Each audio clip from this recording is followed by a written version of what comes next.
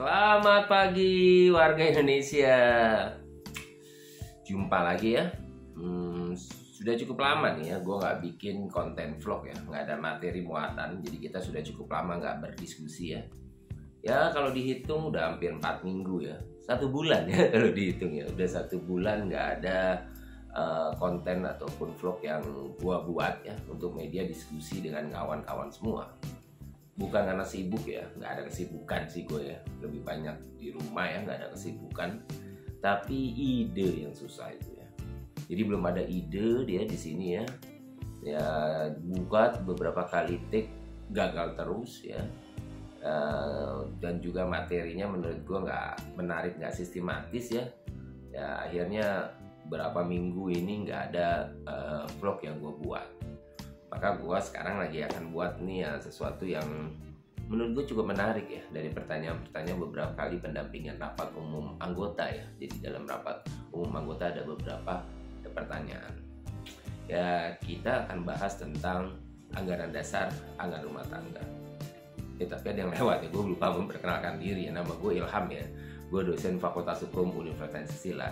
Memang gue selalu buat konten-konten yang berkaitan dengan rumah susun, dengan apartemen, dengan P3 SRS atau dengan pengelolaan rumah susun. Ya kembali lagi ya ke topik ya, tentang ADRT ya. Banyak teman bertanya tentang ADRT ya. Pertama mungkin pertanyaannya siapa yang merumuskan draft ADRT ya, bagaimana tuh mekanisme pembuatannya ya, dan apa materi muatan daripada ADRT itu sendiri. Kemudian bagaimana pengesahan daripada ADRT, dan yang terakhir bagaimana perubahan daripada anggaran dasar, anggaran rumah tangga. Nah seputar pertanyaan-pertanyaan itulah yang kali ini akan gue bahas di dalam vlog kali ini. Mari kita diskusikan saja ya, kita saksikan tentang anggaran dasar, anggaran rumah tangga.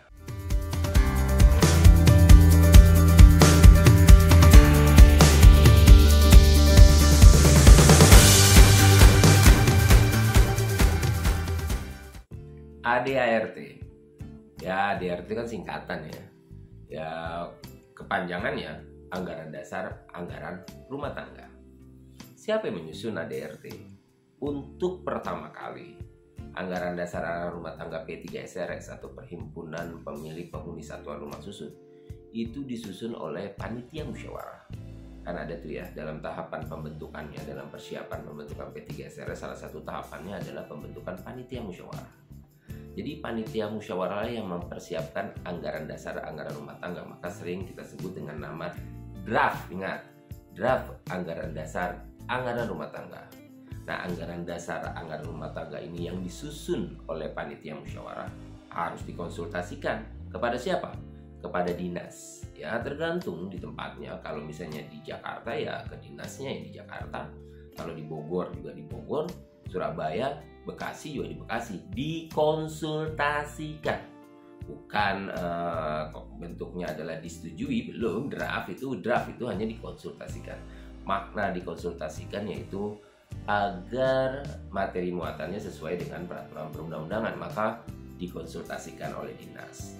Draftnya nanti, draft yang sudah jadi itu akan dibahas di dalam musyawarah pembentukan P3 SRS. Draftnya ini nanti akan dilampirkan menjadi lampiran surat undangan. Jadi surat undangan ketika nanti diserahkan kepada para pemilik untuk menghadiri rapat musyawarah pembentukan P3 SRS itu dilampiri dengan draft. Jadi yang menyusun untuk pertama kali adalah panitia musyawarah dan wajib dikonsultasikan. Boleh nggak sih panitia musyawarah kemudian mengundang ahli ataupun mengundang para pemilik ya, berwakilan untuk mendiskusikan dalam satu forum diskusi ya draft tersebut? Ya boleh-boleh saja ya, karena nggak diatur ya boleh-boleh saja, agar nanti dalam proses pembahasannya tidak terlalu panjang ya, akhirnya diambil sikap atau keputusan PAMUS mendiskusikan dulu dengan ahli ya, kemudian mendiskusikan juga dengan para pemilik dalam bentuk fokus diskusi misalnya ya, atau dan juga dikonsultasikan jangan lupa kepada dinas. Itu siapa yang menyusun. Yang kedua, apa sih isinya? Ya isinya jelas di dalam permen diatur ya, di dalam permen diatur, di dalam PP juga ada, di PP 13 diatur apa yang menjadi isi anggaran dasar anggaran rumah tangga. Ya, apa yang menjadi isi anggaran rumah tangga itu ya sebenarnya secara normatif sudah ada di dalam lampiran Peraturan Menteri Nomor 14 tentang P3SRS tahun 2021. Ya, di dalam lampirannya sudah ada tuh format dari anggaran dasar anggaran rumah tangga. Sebenarnya tinggal itu di bahasa gaul anak sekarang ya, dikopas saja ya ke dalam konsep anggaran dasar anggaran rumah tangganya. Itu tinggal dikopas. Ya, dikopas di dalam anggaran dasar anggaran rumah tangganya. Mungkin timbul pertanyaan, buat apa didiskusikan? Kan sudah ada di dalam anggaran dasar anggaran rumah tangganya di Permen. Ya, materi muatan wajibnya ada di dalam anggaran dasar rumah tangga yang ada di dalam Permen, yang di dalam lampiran itu, yang dikopas tadi saya bilang, itu wajib ada. Tapi kalau kemudian satu tempat, satu P3SRS menganggap perlu ada materi muatan lokalnya, ya, materi muatan yang kekhususan untuk apartemen itu, ya boleh saja dirumuskan di sana. Nah, itu harus didiskusikan, ya, harus didiskusikan, ya, kemudian dikonsultasikan ke dinas. Ya, jadi ada dua nih materi. Kalau yang itu copy paste, boleh saja memuat materi muatan lokal. Saya menganggap tidak perlu ada materi muatan lokal. Saya mau ambil saja apa yang ada di dalam Permen. Boleh saja ambil saja yang ada di dalam Permen tersebut. Ya, sudah jelas di dalam Permen, diatur secara lengkap. Mulai dari mukadimahnya di dalam anggaran dasar ya, mulai dari keanggotaannya, pengertian umumnya dulu, keanggotaannya, tugas kewajiban daripada pengurus, terus juga diatur bagaimana bentuk-bentuk rapat, diatur juga bagaimana misalnya forum rapatnya, pengambilan keputusannya, perubahan anggaran dasarnya, hak keuangannya, tentang pengelolaannya, tentang penyelenggaraan rapat umum tahunan, semua diatur di anggaran dasar anggaran rumah tangga. Sudah lengkap ada di dalam lampiran Permen 14, yaitu materi muatannya. Yang ketiga, di mana ini disahkannya? Ada yang bilang di notaris disahkannya, ya gitu. Kita baca di dalam pasal 98 ya, 98 di dalam PP 13. Jelas dicantumkan di sana ya, anggaran dasar anggaran rumah tangga itu disahkan di dalam musyawarah. Jadi forum pengesahannya adalah musyawarah. Bahkan kalau kita lihat di dalam lampiran ya, perubahannya pun harus dilakukan di dalam forum, pengesahannya pun harus dilakukan di dalam forum musyawarah.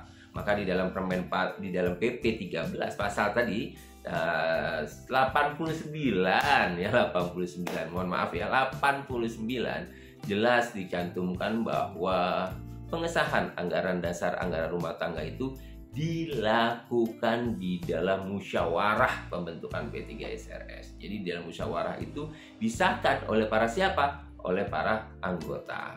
Nah, itu pengesahan dari P3 anggaran dasar anggaran rumah tangganya. Memang anggaran dasar anggaran rumah tangga di pasal itu ya dicantumkan yang sudah disahkan itu dicatatkan. Frasanya dicatatkan. Dicatatkan kemana? Dicatatkan ke dinas, tergantung dinasnya mana-mana masing-masing.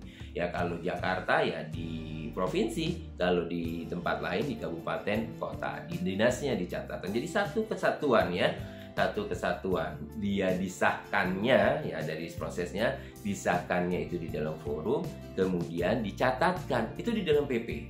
Memang kalau kita lihat pula di dalam Permen yang telah dibuatnya di notaris ya, di PP nggak diatur sebenarnya. Nah, notaris itu dalam rangka ya, kita tim perumus ini ya, makna perumusannya itu dalam rangka agar anggaran dasar anggaran rumah tangganya format pembentukannya sesuai dengan peraturan perundang-undangan, format pembuatannya sesuai, saya ulang lagi, dengan peraturan perundang-undangan. Maka di dalam Permen 14 ditambahkan, tapi esensinya adalah disahkan di dalam forum ya, dibuat oleh notaris ya, kita lengkapi, kemudian dicatatkan ke dinas. Itu satu kesatuan.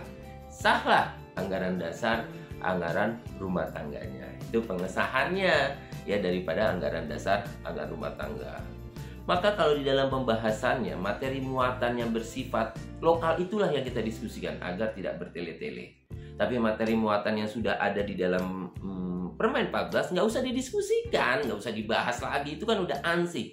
Sudah given apa yang ada di dalam Permen. Yang kita bahas itu materi muatan lokal yang dirumuskan oleh Pamus sebagai draft ya, yang bersifat lokal, kekhususan itu yang didiskusikan.